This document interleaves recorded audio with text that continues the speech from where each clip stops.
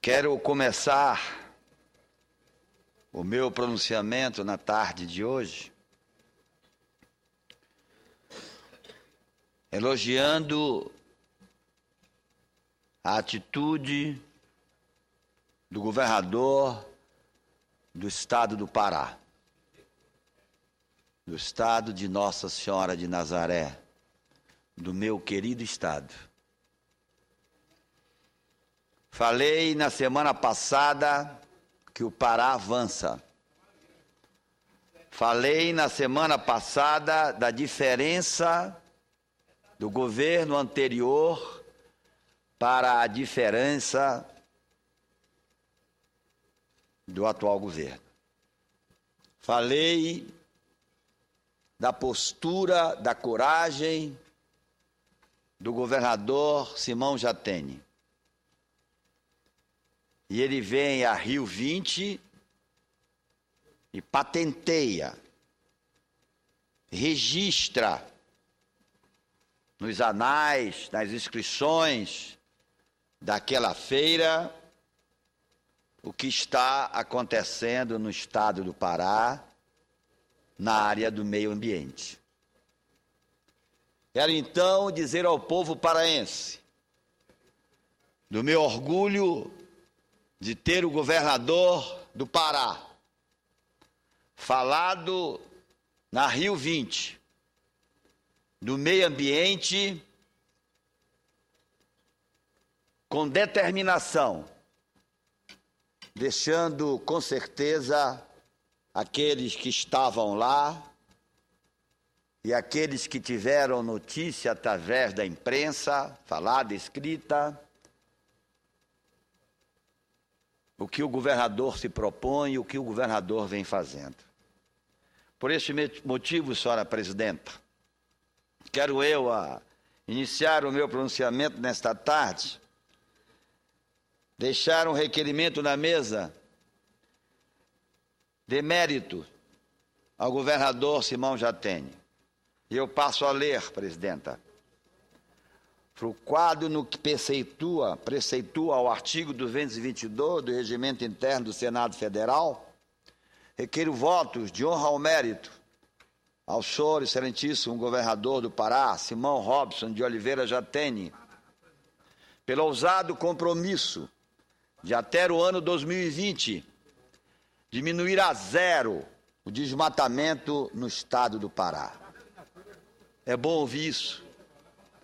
É bom sentir isto de um governador, esta boa vontade, esta coragem, esta audácia de assumir esse compromisso. E é um governador, para aqueles que conhecem, um governador de palavra. O compromisso foi assumido na Conferência Rio+20, a Conferência das Nações Unidas sobre o Desenvolvimento Sustentável, em realização na cidade do Rio de Janeiro. No ano de 2011, o Brasil pode comemorar uma queda histórica na taxa do desmatamento da Amazônia. Conforme os índices medidos pelo Instituto Nacional de Pesquisas Espaciais, foram destruídos 6.418 quilômetros quadrados da floresta da floresta amazônica, com os 7.000 quilômetros registrados em 2010, sendo que foi em 2004 que o Brasil enfrentou um dos piores índices de desmatamento de sua história, com 27.772 quilômetros quadrados de árvores derrubadas na região, senhora presidenta. Apesar de o desmatamento vir caindo no Brasil, ainda temos muito que avançar para preservar o meio ambiente, em particular a Amazônia, considerada o pulmão do mundo.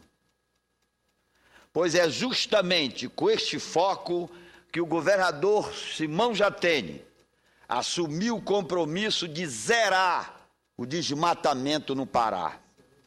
Estado que desde 2006 lidera o ranking brasileiro de destruição da floresta, Sem nenhuma dúvida, o compromisso do governador é ousado, até porque vai além da meta nacional que prevê a redução de apenas 80% do desmatamento na Amazônia até 2020.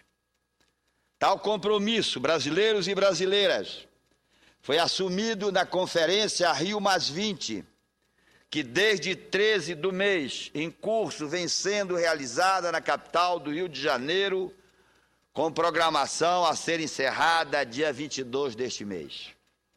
Durante o debate sobre o programa Municípios Verdes, PMV, do qual participou o presidente da Fundação Roberto Marinho, José Roberto Marinho, e o governador Simão Jatene, explicou que a redução do desmatamento no Pará será concentrada em 4 pilares: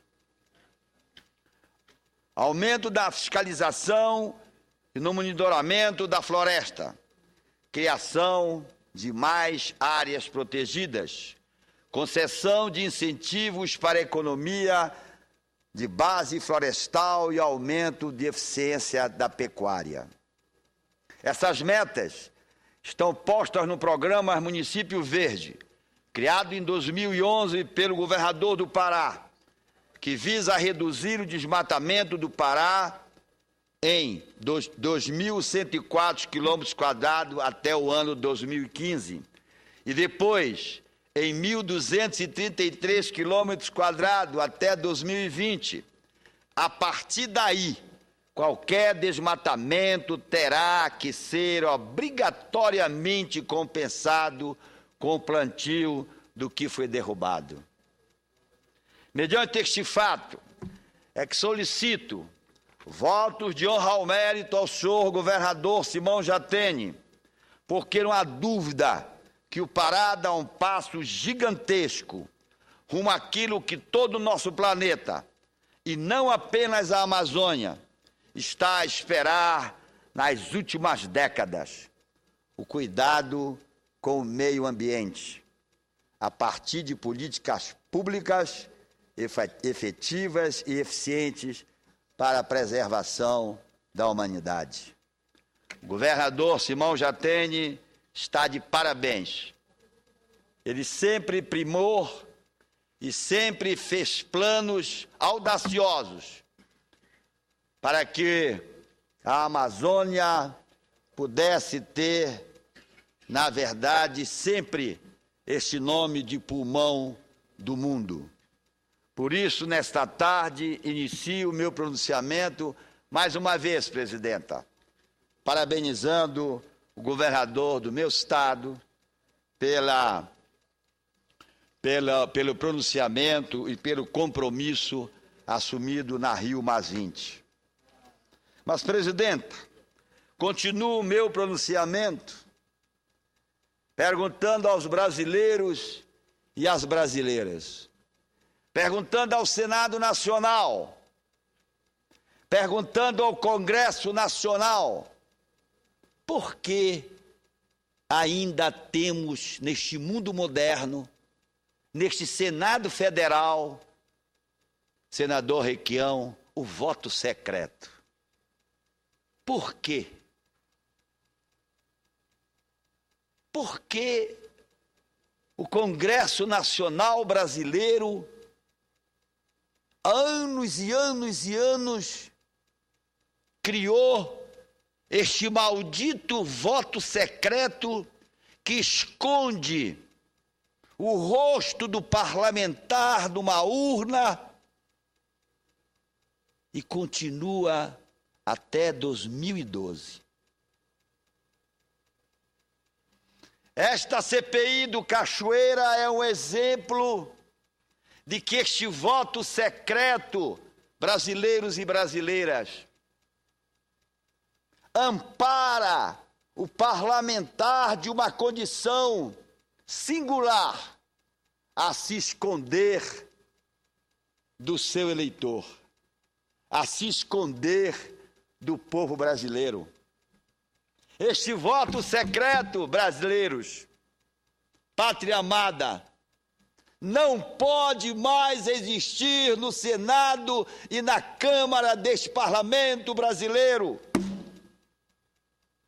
Este voto secreto é, na verdade, uma vergonha neste país. Essa CPI do Cachoeira é uma farsa. Essa CPI do Cachoeira não vai dar em nada. Eles pensavam que iam prejudicar o PSDB. Pensaram errado. O PSDB, o meu partido, jamais se envolveu em tanta corrupção na história do Brasil quanto ao PT. Aliás, nenhum partido brasileiro foi tão desleal ao país quanto o PT. Nenhum partido roubou tanto a nação brasileira quanto este partido, chamado Partido dos Trabalhadores. Ora, meus senhores, brasileiros e brasileiras, toda essa história em si, de CPI, na verdade, foi montada, Brasil, para desviar um foco que os governos do PT têm um pavor. Foi criado nitidamente para desviar o tal chamado mensalão. Numa hora em que a economia brasileira e até os opositores, até aqueles que dão suporte ao governo aqui nesta casa começam a reconhecer. Na hora em que a economia brasileira começa a não deixar mais que o governo minta, porque agora os números são visíveis. O governo começa a não poder mais mentir, povo brasileiro. Como é que o governo vai dizer agora que a indústria brasileira não está falida? Como é que um país como o Brasil pode viver com uma indústria falida? A queda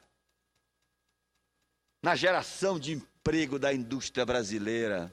É triste, Brasil. Essa indústria que se trabalhou tanto nela desde a época de Juscelino Kubitschek. Essa indústria que se investiu tanto nela para o progresso deste país.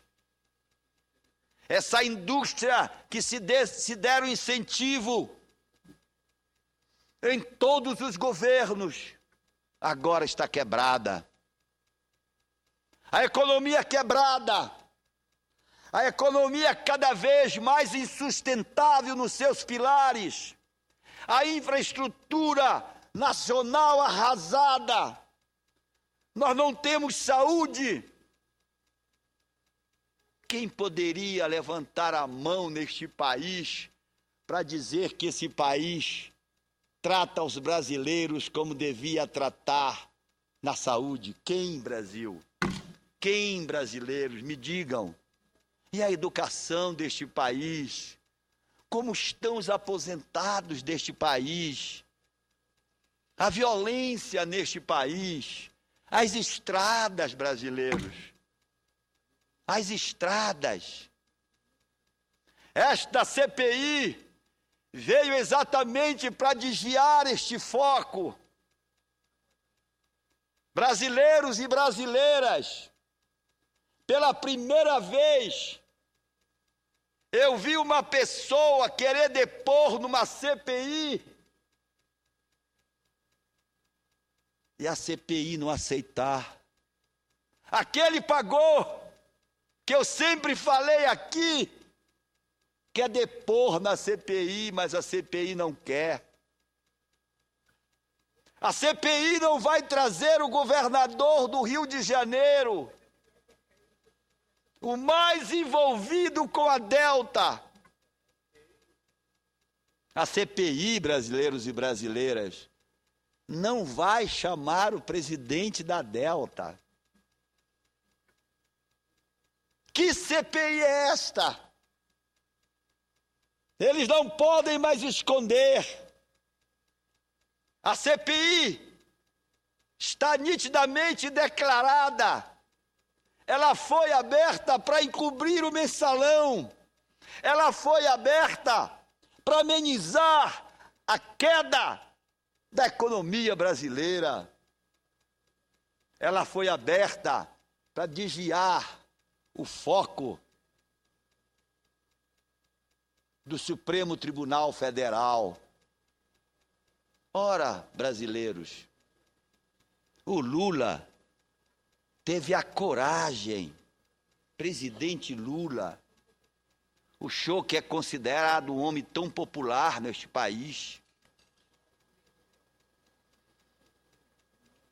consegue ter coragem para ir com um membro do Supremo Tribunal Federal, propor a ele, ao Gilmar Mendes, um membro do Supremo Tribunal Federal, pátria amada.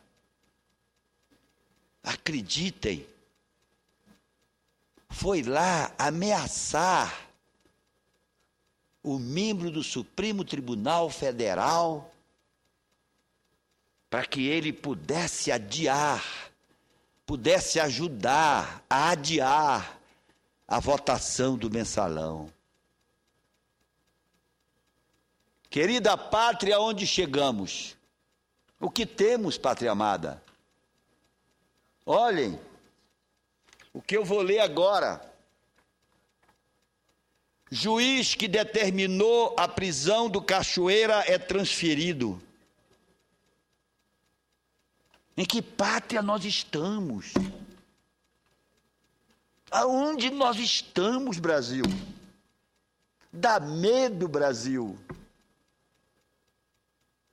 Dá medo.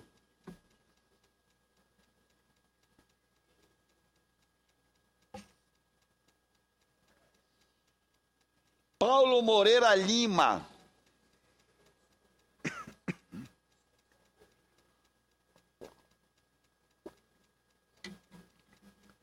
Paulo Moreira Lima, que autorizou as escutas da Operação Monte Carlos, foi transferido. É o Brasil. Quem quer ajeitar as coisas é pecador, é culpado. Quem pode atrapalhar o governo tem que ser punido. Como o juiz denunciou,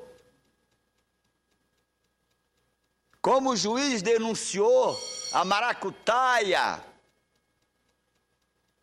como o juiz trouxe à tona mais um escândalo, e eles não conseguiram de forma alguma envolver outras pessoas para desmoralizar outros partidos, eles começam a penalizar as pessoas de bem.